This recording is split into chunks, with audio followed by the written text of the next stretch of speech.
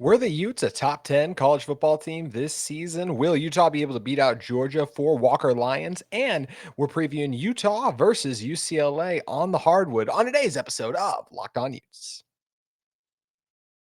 You are Locked On Utes, your daily podcast on the Utah Utes. Part of the Locked On Podcast Network. Your team every day.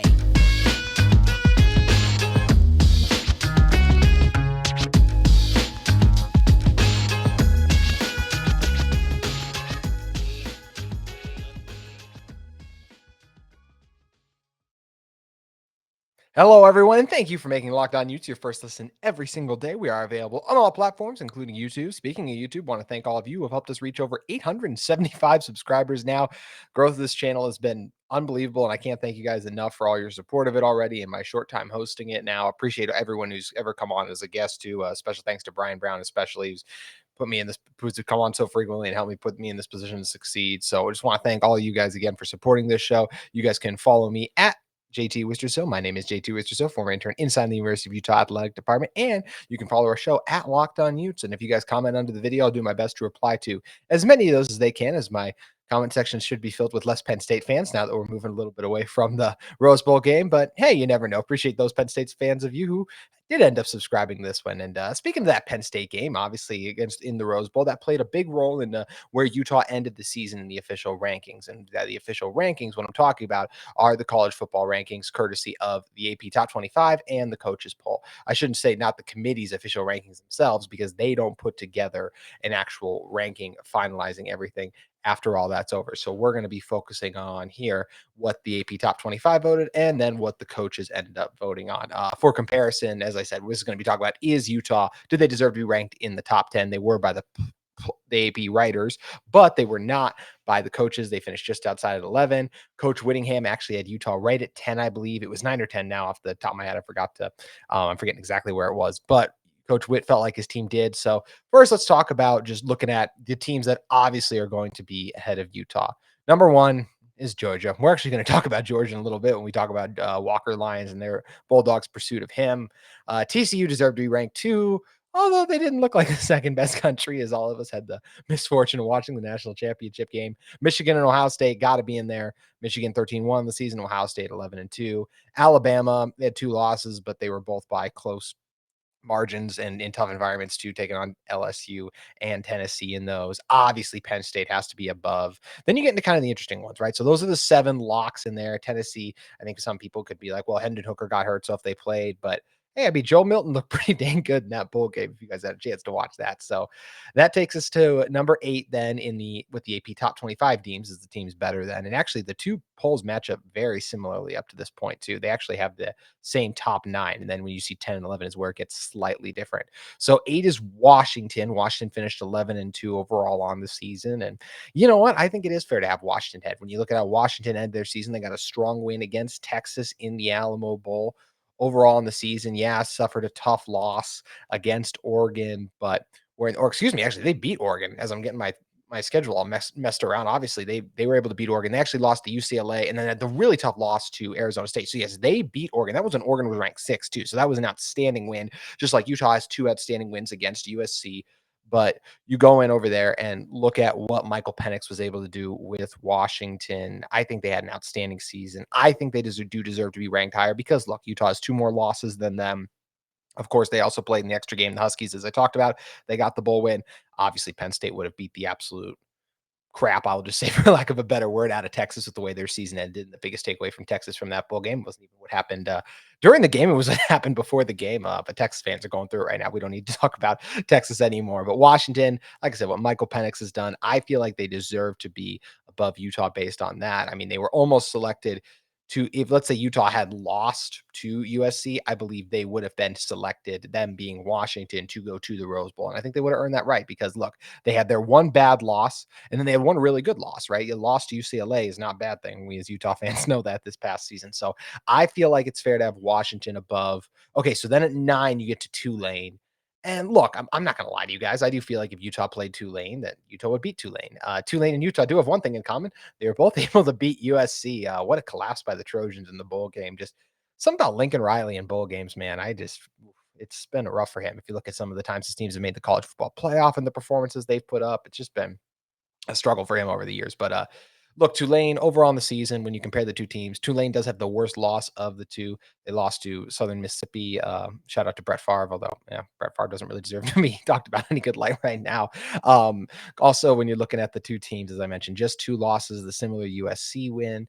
Tulane's other loss is to USF, or actually, it's or excuse me, where Gus Malzahn is at down there. So Utah, yes, they have the four losses, but two of them to a couple of very good programs overall. UCF, excuse me. So UCF, the national champions from a couple years back when at the time Scott Frost was there. Obviously, that whole hire at Nebraska didn't end up working out either. I'm taking a lot of shots in this podcast. Really. I guess that's what you get when you get me riding solos. A lot of side remarks. So I can understand why everyone has Tulane above. As I mentioned, do I feel like I would have Utah above? Yeah, but I mean, as I say all the time on the show, right? It is Locked On Utes. You guys see the background. I'm going to be a little biased to Utah. So yes, I feel like if Utah played Tulane, they would beat Tulane. But look, 2 wins is a big difference when you're talking about record 12-2 versus 10-4. So I can understand why Tulane is above. I think if I was to do this ranking, I would have Utah at 9 personally. So I'm very similar to where the media is. And if you look at the teams behind overall, USC, obviously Utah beat them twice. They ain't going to be above them. Clemson, what a weird ending to Clemson's season. I mean, the bowl game was a disaster. Everyone just tried to blame all the problems on DJ Uiagalelei, who I actually think is going to be really good at Oregon State next year. And then you saw that a heralded freshman come in, and he struggled too because the offensive line did not give him any time to operate. So Clemson just had a lot of issues this past season. Rough season for Dabo down there at 13. Kansas State did some nice things, but they're 10-4 too. I know they were conference champs, but look, they just got mollywopped by Alabama. So I don't think you can justify having them in the top 10. And LSU, kind of a similar thing, where just a couple of too many disappointments. I mean, you can't lose to Texas A&M. That's just a really bad loss with the way the Aggie season folded out. The Aggies being Texas A&M being the highest ever preseason team to not make a bowl game, absolutely staggering. As most people thought they'd be inside the top 10, and that's because that's where the recruiting stuff was. And look, it's great that Utah is getting these high recruits in there now, but it just goes places like A&M, a lot of these other schools, just goes to show you that it's not all about the recruits, because we've seen for a while now some of the people that get the top recruits. It's also about the culture, the coaching you have in place. Some experience needs to be factored into, because we've seen places where high recruits doesn't always work out, and that was the case at A&M. And despite all that, they were still able to get LSU's. We're getting a little off topic, but the big one then that I didn't mention that is Florida State is ranked 11 in the AP Top 25, and they're actually ranked 10 in the coaches poll. And it's another one where I can get behind, right? Mike Norvell had a very strong season there. They got their season started in crazy fashion with that unbelievable win against LSU. They had a nice win in the bowl game against Oklahoma, too. Oklahoma very up and down this season, but was able to turn it around late. They had a stretch of ranked losses where they lost to Wake Forest, NC State, and Clemson, but then finished out the season strong by getting a nice win against Florida, their in-state rival, 45-38. Honestly, I feel like that could be one of the things, although you want to talk about two completely separate times to be taking on the Florida Gators. Look at that Florida team week one, Billy Napier, all the energy, all the excitement. Utah, obviously, with their worst tackling performance we've seen in, gosh, what feels like forever from a Kyle Whittingham led team, to then looking at the end of the season when things had already fallen off. The kind of the lust of a new season had also kind of worn off by that point too. So personally, I feel like that, first of all, when you examine those two, just wrapping up that point, obviously the Florida team in week one, I feel like that was a better version of them being at home and everything like that, versus that Florida team late in the season when things had already suffered a couple losses. It was very different. I just don't think you can match that emotion or that level first week of a new head coach, especially by the time where, look, they could have matched it if they kept up that success, but they obviously didn't. So I feel like Utah would be able to get it against Florida State, but look, Mike Norvell has a really good team going down there. They're building a really good culture too. So I can easily get behind Florida State being above Utah. And like I said, I think it's totally fair to have the Utes at 11, 10, 9. As I said, I think 9's the highest I would put them. I could totally understand and hear an argument if people were like, I think Utah would beat Washington. In fact, I'd love to hear from you guys in the comments if you think Utah would. But I just feel like based on the difference in records, as we kind of talked about, versus Utah having those 4 losses versus Washington having those only the 2. Yes, the worst loss of the bunch being to Arizona State, the same loss against UCLA, but getting that tough win against Oregon. That was going up to Eugene too. That was the game actually right before Utah, I believe. It sucked all the wind kind of out of that Utah Oregon game, because then it wasn't a matchup between, at the time, we were top 10 teams. I think Utah was the only top 10 team when those teams ended up playing in that moment. So It's kind of crazy how it all shook out. But all that aside, I do feel like the Utes were a top 10 team this season when you look at what they were able to accomplish. Back to back Pac 12 champions. Yes, they needed some help and didn't control their own destiny, but in the games that mattered the most, in terms of that first game against USC, where their season was literally on the line and Cam stepped up and absolutely dominated in that fashion. They have good wins against Oregon State, also took care of business against inferior opponents, which we just ran through all these teams. A lot of them didn't take care of business against inferior opponents. So you've got to give the Utes credit for that. Also, looking at Utah in terms of what they were able to do against USC the second time in the Pac 12 championship and a dominating performance there.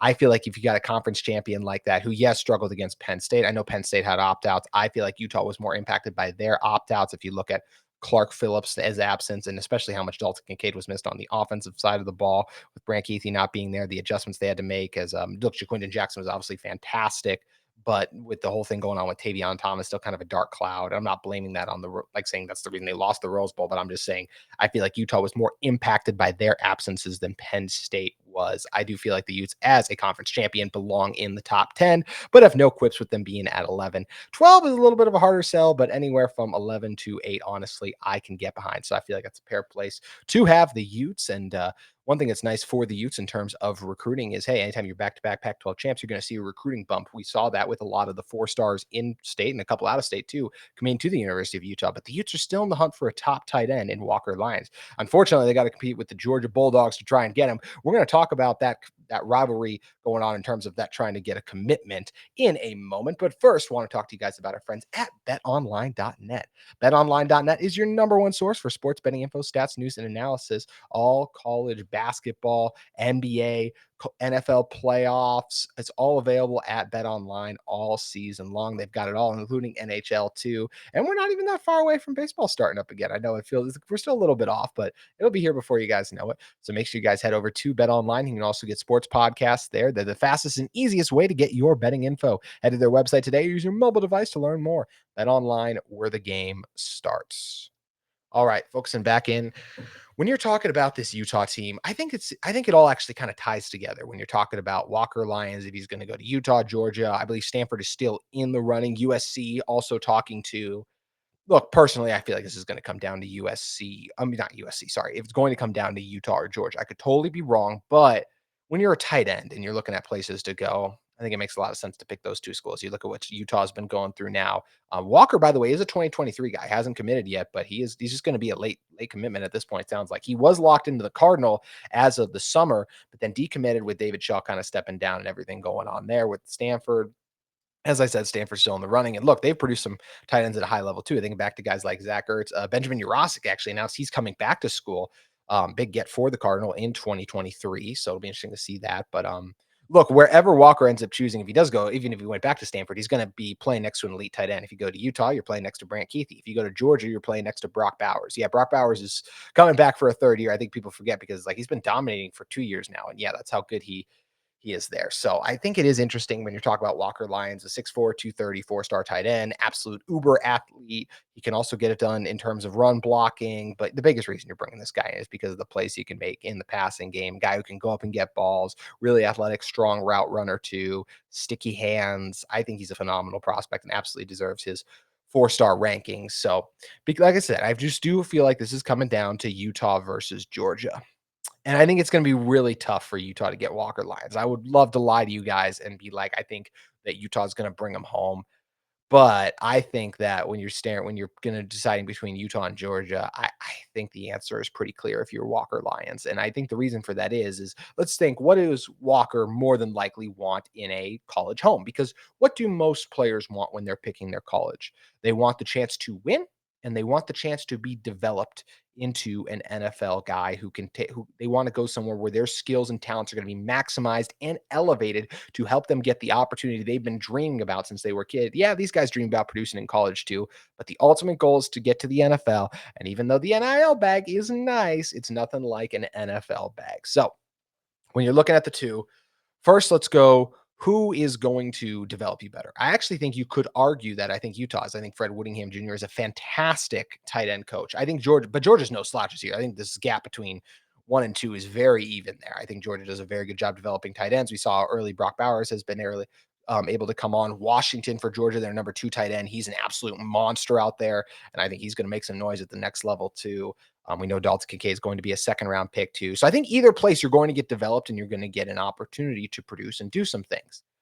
But then let's move into the second one I've talked about, and that's winning. And that's where it's really in the favor of Georgia, right? Because look, they're just two separate atmospheres as a program right now. Georgia, in my opinion, is the new Alabama. They're going to be in it year in, year out. They actually just did something that Alabama hasn't done. The dynasty of Nick Saban has never gone back to back as Kirby Smart and his Georgia team just did. And what did they do in going back to back? What position was crucial in helping them go back to back? It was the tight end spot with what Brock Bowers has been able to do there. So if you're a tight end going there, you're not just going to block. If you want to have an opportunity to win, of course, and win at the highest level, which is what Georgia provides, but you also want to be involved and incorporated in the offense. And guess what?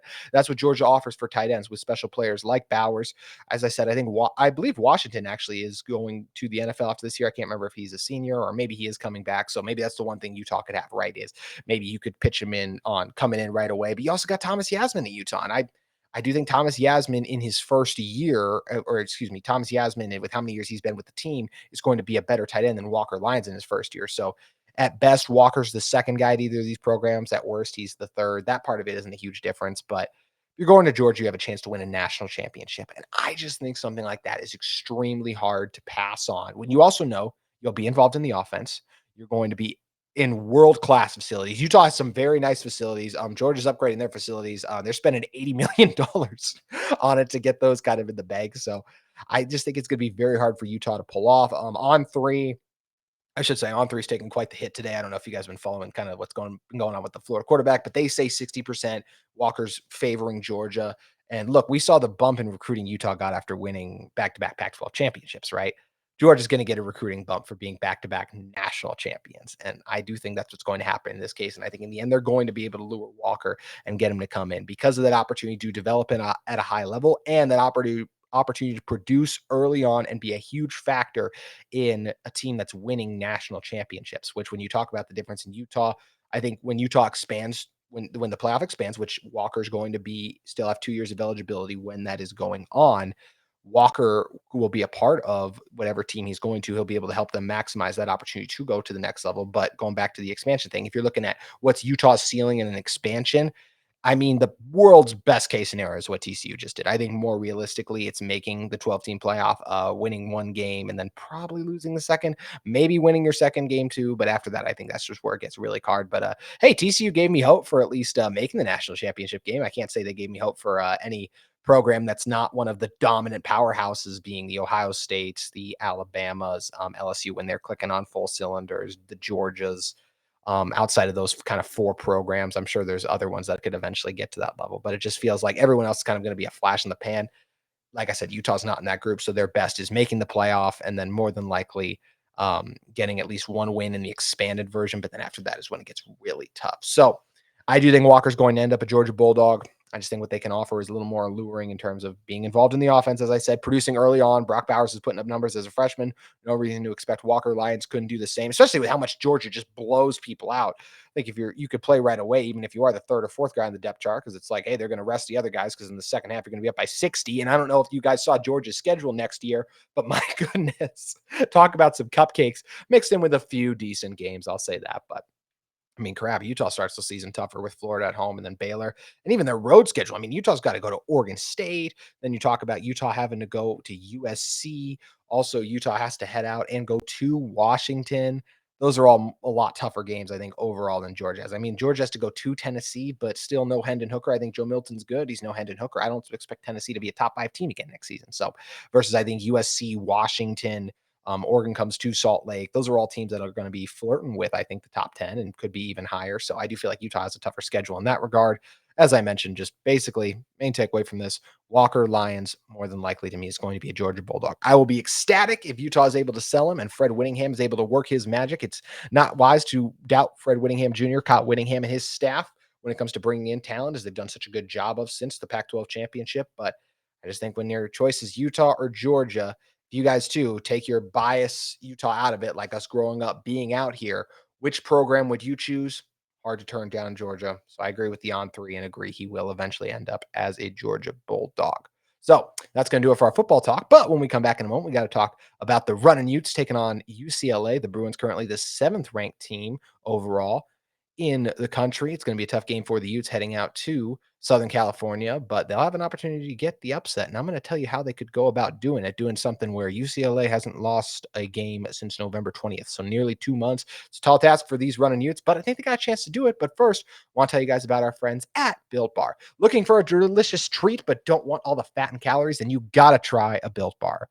We just got through the holidays, and I know my goal is to eat a little healthier this year. If you're like me, where you want to eat healthier but don't want to compromise taste, then man, I've got just the thing for you. You got to try Built. With Built, healthy is actually tasty. Seriously, they're so delicious. You won't think they're good for you. Perfect for you for your New Year's resolution. What makes Built Bar so good? Well, for starters, they're covered in 100% real chocolate. That's right, real chocolate. And they come in unbelievable flavors like churro, peanut butter brownie, and coconut almond. I'm not sure how Built does it, but these Built Bar taste like candy bars while maintaining amazing macros. And what's even better is they are healthy. Only 130 calories and 4 grams of sugar with a whopping 17 grams of program. And now you don't need to wait around to get a box. For years, we've been talking about ordering your Built Bars at Built.com. Now you can head to your local Smith's or Sam's Club to grab a Built Bar today. So make sure you guys head over to your local Smith's or Sam's Club and cash in on all those great flavors that Built has, whether it's great ones like cookies and cream, coconut puffs, salted caramel, brownie batter puffs, or many more. Built has you guys covered at your local Smith's or Sam's Club. Head over to your nearest one and grab a Built Bar today. Alrighty, talking Utah basketball. Utes got a little bit of a dent in kind of what was just this sensational start to the post-Christmas break because they were rolling. They were 5-0 in Pac-12 play, but then of course a tough loss to the Oregon Ducks put a little bit of a dent in that. Lost by 10 at home in that one, and now you go on the road to UCLA. And look, I got the ESPN predictor pulled up. They give Utah a 9% chance in this one, and it makes sense. As I mentioned, this is a UCLA team that has not lost a game since back on November 20th. And back when they lost that game, who'd they lose it to? They actually lost back-to-back games, but they're two pretty good programs in Illinois and then Baylor. So it's a tall task for the Utes to go in and get the upset. But just because it's a tall task doesn't mean it's an impossible one. So here's how I think Utah can go in and shock the nation for a second time this season. Let's not forget about that great win against, at the time, the 4th-ranked Arizona Wildcats on the hardwood. I think the way you go in and get the win, I think number one is Brandon Carlson has to dominate. I think Brandon Carlson has to be the best player on the floor. When you talk about guys in Tiger Campbell, Johnny Uzang, they're really talented players, so that's not an easy thing to do. But I really like the matchup for Brandon Carlson in this one. He's got Adem Bona on him. Bona, just a freshman here. Obviously, Carlson's been with the Utes now for these 4 seasons. He's been their best player on the year, and in some of their biggest wins. He's been the catalyst who's gotten it going on the inside. We know because, look, Marco being the one guy who can't shoot it obviously extremely well from the outside, but Utes can kind of spread the floor a little bit, hopefully give him some opportunities inside, beat him down low, and hopefully let Carlson work. This is a UCLA team that doesn't have, I think, the intimidating size they've had in the past because Bona is so young. So I think Carlson, being one of the best centers in the Pac-12, has an opportunity to really insert his presence in this game. He was held in check a little bit against Oregon. I'm sure he's frustrated, ready to go and break out. And I think this is a great opportunity for him to do so. I think the other thing that could be huge for Utah, anytime you're trying to get a road win, I think the Utes have to shoot it well from the outside. If Brandon gets going early, he's going to get doubled. That's going to lead to open shots. The Utes didn't shoot it great versus Oregon. You think they're going to be in for a bounce back here, whether that is Gabe Matson heating up again. He was 0-4 in their most recent game against Oregon. Raleigh Wooster also 0-4. He could get it going a little bit. Stefanovic has gotten hot from the outside on a few occasions for the Utes. I think those guys have to be able to hit some threes in this one. I'm not saying they need to be, the Utes don't need to shoot it absolutely electric, but I think in this one, Utah has to make, I'm going to go 7 or more threes. I really do think Utah has to make 7 or more threes to get an upset. And I think that's a lot. Well, it's the 7th ranked team in the country. So you're obviously going to have to play out of your minds in order to get a win. I mean, anytime you have a 9% chance to win, that shows you the odds aren't exactly in your favor. But I do, like I said, I think the Utes can get this one because of that mismatch down low. And also just because of the outside shooting, the Utes have shown flashes of it on the season. I think it would be a nice time for them to show up here. Let's not forget, this is a UCLA team that Utah nearly beat at the Huntsman last year. I believe it was Gabe Madsen had an opportunity at the buzzer. I think the play was drawn up for Stefano. I believe, I'm trying to remember now. I think it was drawn up for Madsen to get a 3. Gabe Madsen ended up missing it, and then Stefanovic got the rebound, and he missed a 3 too. Both of them really good looks that would have sent the game to overtime. But Utah was in this game the entire way at Salt Lake. This was the game actually that Gabe Madsen actually broke out last season in a fantastic shooting display. I think he hit 4 threes in the first half alone, and then UCLA kind of adjusted, did a better job on him in the second, but was still at the time, I believe, a season high for Madsen, which I think he is now past looking ahead to the 2022 season. But really think if the Utes can get it going from the outside, that's a huge thing. The other thing is UCLA in their 2 losses, the other team being Baylor and Illinois, got to the free throw line more. I think that's key for the Utes in this one. You've got to get to the free throw line, be the aggressors early on, whether that's Marco Anthony going at it. I'd love to see the Utes post up Marco in this one a lot. I think he'll be defended by Johnny Uzang, but I think Marco, because of his strength and the mismatch he has there, even though he does give up 2 inches, Marco 6'5", Huzang 6'7". I do think that Marco will be able to do some crafty things inside, whether it is kind of using pump fake or something to get him in the air, getting Huzang in foul trouble a little bit. I don't think Huzang is going to want to bang with Marco in the paint. So that's something that's nice too. When Brandon can shoot, is you can have Brandon space on the outside and post up Marco in some of those opportunities. But if Utah is the aggressor, they attack the rim, I think this is another opportunity they can get a win. If they get to the free throw line a lot, they force UCLA to come from behind and have to throw up a lot of shots. I think that's where the Utes will be able to get a steal. It's going to be an extremely tough game for Craig Smith and his team, and it doesn't get much easier when they have to take on USC. A little bit easier. USC isn't quite the team that the Bruins are this season, but look, there's a path for an upset. Based on what I've seen from this Utah basketball team this season, I believe they can play with the Bruins. I think they can make this game. I don't think this is going to be a blowout. I think this team is hungry and ready to go. Hey, we've talked about it a lot on this channel. They've already won more games than they did last January. And I think it's because this group is more locked in, and I think they're ready to get back out there on the court. It's a fun opportunity for them to get a win, or at least just some experience against there's some people. Before I leave, Ernie Kent this past week on the Pac-12 post-game show and the Thursday one, he said that, look, the Utes are going to have a chance to be in it, he thinks, late in the Pac-12 tournament. And these are the kind of games like that where if you want to get the confidence to be like, we can beat UCLA come early March when you're in Pac-12 tournament play, you can look back in January and go, well, we already beat them once at their place. Now we got them on a neutral floor. I think this could be a big one for the Utes, but if you lose it, as long as you show that fight, I still think it's an encouraging sign for this Utah team. Just don't want to get blown out in this game, because you want to have kind of that good feeling going through, good vibes. I'll say good vibes for lack of a better word, going into the game against USC, because you don't want to let one loss roll in and become 2 losses. A little bit of coach speak for you guys there. I'm sure you guys have heard other coaches mention that before, but it's going to be a fun one for the Utes, and we'll see how it all shakes out. Just like it's going to be fun to see if Utah can get Walker Lyons and all the other things coming up. It's a fun weekend for Utah athletics too. Got the Best of Utah meet coming up. It's unfortunate that Utah women's basketball, their game on Friday, get canceled, but it's a great top 10 showdown for the Utes, this women's team, this Sunday at the Huntsman. So going to be a fun weekend of Utah athletics. And we're going to have Josh Furlong on tomorrow's show to talk about a couple more of those events as well. Can't thank you guys enough for listening to today's Locked On Utes. That's going to do it for this episode. But before we bounce out of here, want to once again thank you for making us your first listen every single day. For your second listen, make sure you check out the brand new Locked On College Basketball podcast. Everything you need to know about college basketball in one place. Plus, from big name experts, insiders, coaches, and players, Locked On College Basketball, available on YouTube and wherever you get your podcast. Thank you guys again for listening, and have a great day.